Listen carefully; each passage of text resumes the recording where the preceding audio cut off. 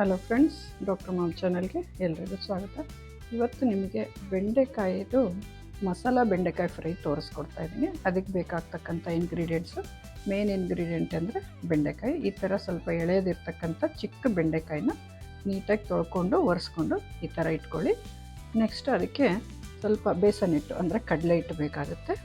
ಒಂದು 4 tea spoon, 2 tea spoon ಅಚ್ಚ ಖಾರದ ಪುಡಿ, ಒಂದು ಅರ್ಧ ಟೀ ಸ್ಪೂನ್ ಧನಿಯಾ ಪೌಡ್ರು, ಒಂದು ಅರ್ಧ ಟೀ ಸ್ಪೂನ್ ಜೀರಿಗೆ ಪೌಡ್ರು, ಸ್ವಲ್ಪ ಕಲರ್ಗೆ ಅರಿಶಿನ, ಸ್ವಲ್ಪ ಟೇಸ್ಟ್ಗೆ ನಿಮಗೆ ಪಿಂಕ್ ಸಾಲ್ಟ್ ಬೇಕು. ಇದನ್ನು ಮಾಡೋದು ಹೇಗೆ ಅಂತ ನೋಡೋಣ. ಈ ಥರ ಬೆಂಡೆಕಾಯಿನ ಹಿಂದೆ ಮುಂದೆ ತುದಿನ ಕಟ್ ಮಾಡಿಕೊಂಡು ಸೆಂಟ್ರಲ್ಲಿ ಸೀಳ್ಕೋಬೇಕು. ಇದನ್ನು ಈ ಥರ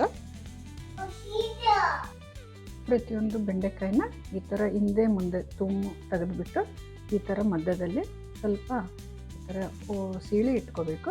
ಪ್ರತಿಯೊಂದು ಬೆಂಡೆಕಾಯಿನೂ ಅದೇ ಥರ ಓಪನ್ ಮಾಡಿ ಇಟ್ಟಿದ್ದೀವಿ ಒಂದು ಸೈಡಲ್ಲಿ. ಈಗ ಇದಕ್ಕೆ ಏನು ಮಾಡಬೇಕು ಅಂತ ಹೇಳಿದ್ರೆ, ಇದೆಲ್ಲ ನಾವು ಮೆಜರ್ಮೆಂಟ್ ಪ್ರಕಾರ ಇಟ್ಕೊಂಡಿದ್ವಲ್ಲ ಕಡಲೆ ಹಿಟ್ಟು, ಇದೆಲ್ಲ ಮಿಕ್ಸ್ ಮಾಡ್ಕೊಂಬಿಡೋಣ. ಎಲ್ಲ ಪ್ರತಿಯೊಂದು ಐಟಮ್ನ ಮಿಕ್ಸ್ ಮಾಡಿಕೊಂಡು ಅದೇ ಬೆಂಡೆಕಾಯಲ್ಲಿ ನಿಮಗೆ ಬೇಕಂದರೂ ಚಾಟ್ ಮಸಾಲ ಹಾಕ್ಕೋಬೋದು, ಬೇಡಾದರೂ ಬಿಡ್ಬೋದು. ಸ್ವಲ್ಪ ಲಿಂಬೆಹಣ್ಣು ಹಿಂಡ್ಕೊಂಡ್ರೂ ಚೆನ್ನಾಗಿರುತ್ತೆ. ನಿಮಗೆ ಬೇಕಾದರೂ ಇದನ್ನು ಹಿಂಡ್ಕೊಳ್ಳಿ. ನಮಗೇನು ಅದು ಅಷ್ಟೇನು ಬೇಕನ್ನಿಸಲ್ಲ, ಸೊ ಅಷ್ಟಕ್ಕೆ ಇಷ್ಟನ್ನೇ ಕಲಿಸ್ಕೊಂಡಿದ್ದೀನಿ. ಈಗ ಪ್ರತಿಯೊಂದು ಬೆಂಡೆಕಾಯಲ್ಲಿ ಈ ಥರ ತುಂಬಬೇಕಿದೆ ಹಿಟ್ಟನ್ನು. ಪ್ರತಿಯೊಂದು ಬೆಂಡೆಕಾಯಿ ಇದು ಸ್ಟಫ್ ಮಾಡಿದ ಮೇಲೆ, ಅಂದರೆ ನಾವು ಕಲಸಿದ ಮಸಾಲ ತುಂಬಿದ ಮೇಲೆ ಈ ಥರ ಕಾಣಿಸುತ್ತೆ.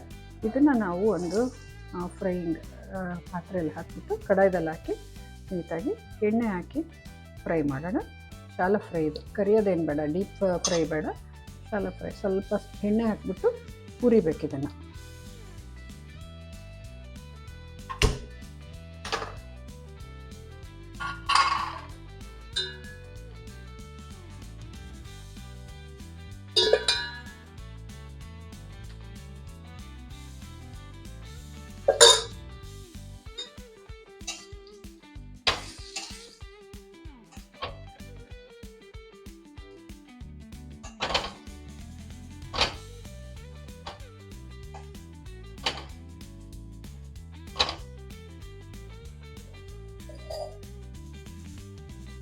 ಈ ಥರ ಬೆಂಡೆಕಾಯಿ ಎಲ್ಲ ಲೋ ಫ್ಲೇಮಲ್ಲಿ ಇಟ್ಕೊಂಡು ಫ್ರೈ ಮಾಡಿದ ಮೇಲೆ ಈ ಥರ ಕ್ರಿಸ್ಪಿಯಾಗಿ ಆಗುತ್ತೆ. ಇದು ತಿನ್ನೋಕ್ಕಂತೂ ತುಂಬ ಚೆನ್ನಾಗಿರುತ್ತೆ.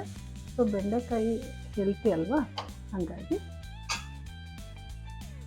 ಈ ಥರ ಡಿಫ್ರೆಂಟಾಗಿ ಮಾಡಿಕೊಂಡು ನಾವು ತಿನ್ಬೋದು.